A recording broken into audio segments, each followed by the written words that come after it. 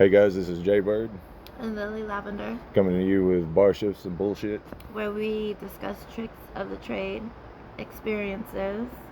and maybe a little bit of history behind the craft.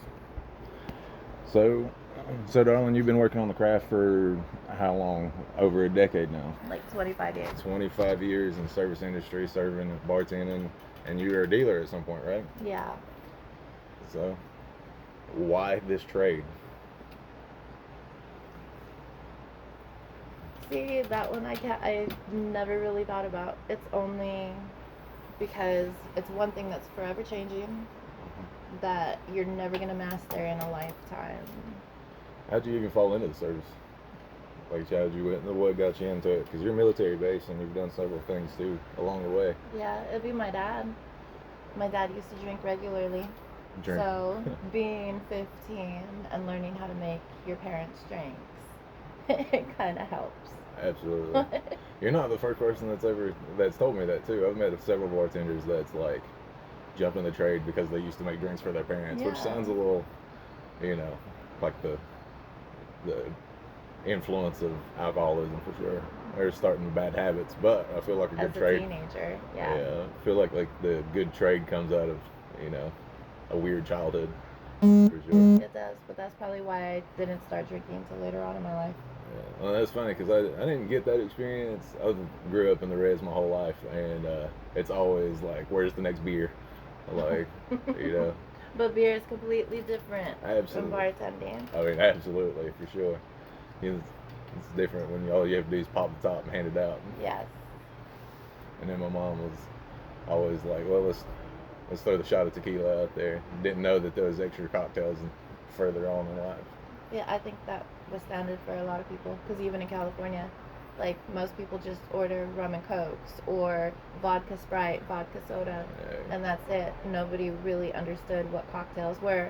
And so the more you start making cocktails, and then you start figuring out who the alcoholics are because they want a double shot of something in a Double cocktail. shot of something, yeah. Or can you make me a really strong Long Island?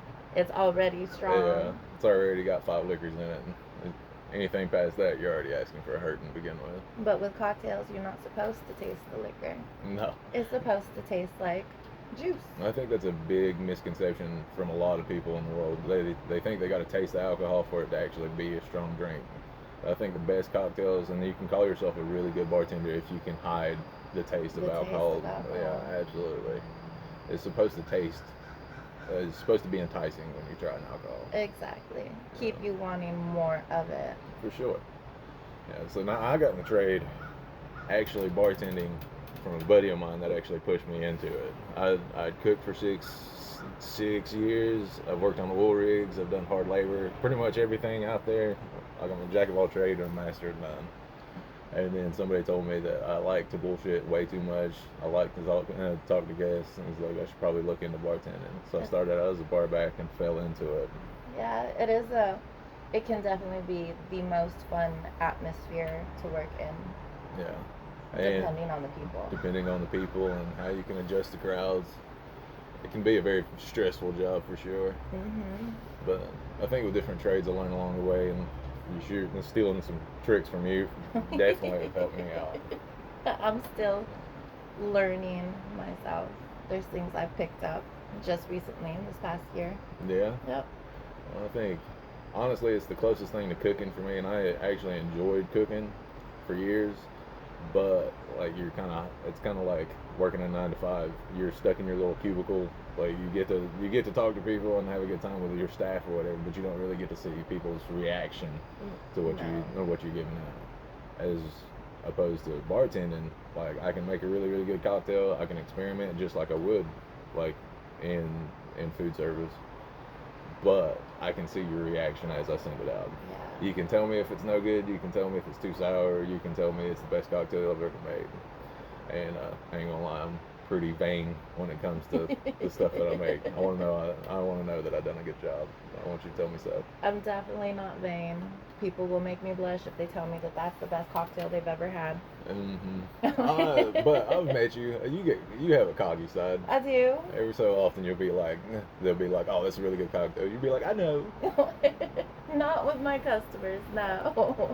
Oh yeah, just the ones that know you. Yes. Just sure. friends and family. Friends and family. Well, what's something that you think that service industry can offer that no other place in the world can offer? It's a little bit deeper conversation. Yeah, that is. That's gonna. It's gonna take me a minute to think about that. Or Honestly, it's probably one of the most hardest industries to stick with stick with. because the number one problem is usually the customers. Usually the customers. Yes. Yeah. Do you feel like everybody should be in that industry at least a portion of their lives? They should, just so they can understand those who make it a career, how they feel, what they're going through during different aspects and scenarios. On the day to day. Yep. Yeah. Because not many people understand that. They think retail is something similar to it. No, No. it's completely different. I've done that too. Yeah. They think casino is similar. Well, it can be, but it's still not the same. Yeah. There's way more bullshit that goes on. Absolutely. Well, and I've been a dealer on the main floor too, like in a casino, and dealing cards and making a cocktail is a different song and dance. Definitely. Like I can talk to guests and play around, and I've dealt cards and people will make fun of me because they say I sound like an auctioneer. Because you have to call it out. Yeah, you have to call out the numbers, but I want to get through the hands, and the people that usually play on my table want to get through these hands as fast as possible so they can win money. Yeah. They think the faster they get it done, the faster, the more exciting it is. But they'll laugh because they'll hear these numbers and they'll hear me talk and ask if everybody's okay or if that's the number if they want to hit, and then I'll just keep spitting it out. He said, "Man, he's like, you can just talk faster than most people I could ever see." It's like, then you should have been an auctioneer. I should have been an auctioneer. But no, I get tongue tied too quick when I have to think about what I'm saying. Yeah, I do too. Dealing, it was just muscle memory. I got to where I could just see cards and just like, yeah, that's 21 for sure. Bartending is what got me into nursing. Into nursing? Yeah. Because one of the things with nursing school was they told you the best nurses out there have been in the customer service industry for a long time. Yeah. But what they fail to realize is there's a huge difference between departments of customer service. So in a restaurant setting, you're used to having to cater to people. Yeah. Fix problems and issues and critical think your way through a problem. Huh. I never really thought about it like that. That's how it got me into nursing. Word. So now I'm a bartender and a nurse. Interesting. Yeah, that's definitely some Grey's Anatomy mindset. Yes. Like, I don't think everybody's in the medical field. I don't know. I know a few people in the medical field, you being like priority in that one for sure. But I've never met anybody that's just like, you know what, I've done service, I think I could be a doctor. No. Like, No, being a doctor is really difficult. yeah. But I don't know. I think I really enjoy what I do, and I really like seeing people's reactions to different things. And I like people, like I said, kind of vain. I like people to tell me that my stuff is good. Yeah. But I think I can handle constructive criticism every once in a while. If you tell me I definitely can. Yeah. That's what I like about bartending specifically, is because there's always room to evolve and be better, and there's always something to learn. There's more than 3,000 different cocktails out there, and you'll not find a bartender. I have yet to find a bartender that knows every single cocktail. I know it's really difficult. I don't know a single bartender out there that probably knows more than 200. Honestly, and 200, that's a lot. That's a lot. That's a lot of cocktails Mm-hmm. to begin with. So, well, to know every single cocktail and be able to spit out it, and 9 times out of 10, anybody that says they know all 3,000, I ain't going to discredit them. If they say they know it, they know it. But at the same time, like, I feel like you can just bullshit with the best of them. I don't know a single bartender that hasn't reached for their phone and looked it up on Google. I have done that. That is one of my number one cheats. Or if they have like the bartender's manifesto. Yeah. You know, it's funny. I did that last night. I have made a mattress probably 100 times, and for some odd reason, I just went completely blank yesterday. And I had to look it up on my phone. I got so dependent on it, but it was a slow night, and it caught me off guard. But like I felt like a jackass like when I couldn't remember how to make it. See, and I'm the complete opposite. If it's slow, for the most part, I'm gonna remember a lot of cocktails. But when I'm busy during high volume, that's when I'm gonna drop the ball, and I will just draw. That's when I know my cocktails, babe. I do so much better when, like, if I have no time to think about it, I just make it. It's a natural reaction. Muscle memory is my bread and butter when it comes to making cocktails. Like, if I have to, like, if you just throw out a random word and I'm just like, give me a second, and then nope, I don't. It's got to be a natural movement for me. I just go for the liquor and pull it. Yeah. Well, that's me when I'm dead. Yeah. So, but that's why you're better with actual guest service than I am. Like, you're actually better at talking to guests and stuff when it's slow and you don't have to remember things like off the top of your head, and you can casually work into things. Yeah. Well, yeah. So you do better, like, when you have your own pace. Yes, definitely. Yeah. Me, I'm very, very ADHD, or not ADHD, but ADD for sure. Like, my attention to detail is so minimal, like, at those moments, that, like, the faster things come at me, the easier things come to me. That's true, because I mean, I'm ADD too, and the thing with bartending is there's always something to do. Yeah. But it allows me to multitask, and that's where I shine. Yeah, that is a huge perk. If you are ADD, bartending may be for you. Yeah. Because there's different things. If you're an ADD person, your natural instinct is to start one project and move to the next one and move to the next one and never finish the first one.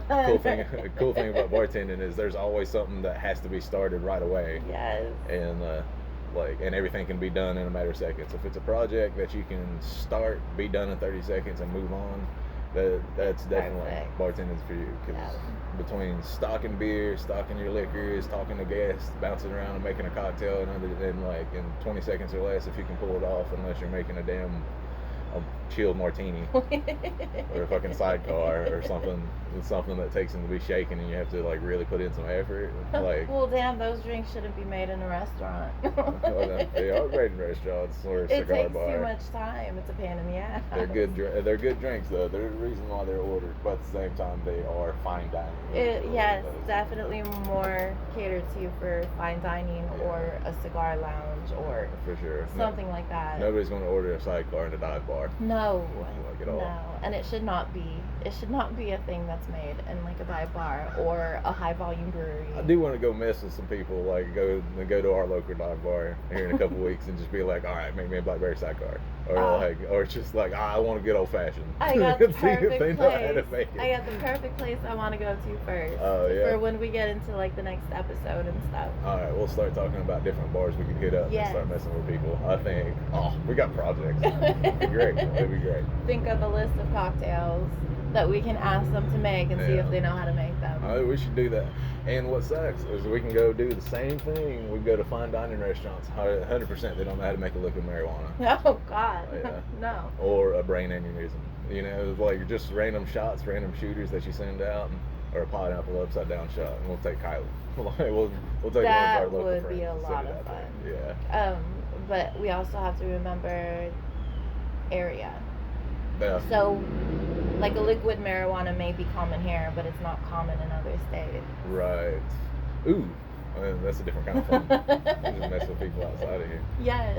Yeah. And by the way, this is something that every bartender hates. Definitely. When people are thinking about doing what we're about to do to other people. But if you're not a bartender, if you're not in the service industry, and you tell me to make a cocktail that one bartender made for you at that one place, I have no clue what that is. Nope, not one bit. Without a name or a recipe, just keep in mind, I probably either never made it or I've never been to your hometown. Yeah. So keep in mind, if you want something and you're on vacation and you want something that one bartender made that one time, keep a recipe list on you at all times. I'll be more than happy to make that for you. Definitely. But I don't know that guy. And I'm not from that area. Yeah, I'm not from that area. I may have stopped and drank at that bar, but I highly doubt it. Yeah, been to a few bars, but not all of them. Oh God, what is that one drink? Oh, The blue motorcycle. Blue What they motorcycle. call a blue motorcycle out here in North Carolina is called an adios motherfucker in California. Yeah, different names for different things. Stay tuned for another episode when we can address other cocktails that can be mistaken for other cocktails. 1,000 names for one cocktail. Yes. So keep that in mind to anybody that's not in the service industry. It is called different things. Oh God, there's a lot of them too. Yeah, there's a lot of things with a lot of different names, and it could be referred to. If you ever look into the bartender's little black book, you'll see a lot of cocktails, and it'll say, on a side note, could be referred to as and it'll have 20 names. Yes, Like, it does it all the definitely. time. That's why I love those books that tell you the history of where it came from and why it's called that and who came up with it. Those books you got to look out for. Yeah, for sure. But guys, this is a huge insight on what me, Jay Bird, and Lily Avlinger will be doing on a regular basis. We'll be introducing you to new cocktails, different tricks of the trade, things that's helping us throughout life. We'll be doing different interviews with different people in our area, and we'll be traveling some. So And we'll have guest speakers from time to time. yeah, different people from different trades. Some people you know, some people you won't, and some people you'll be surprised to hear from. But guys, if you would stay tuned for our following episode. Hope to see you soon.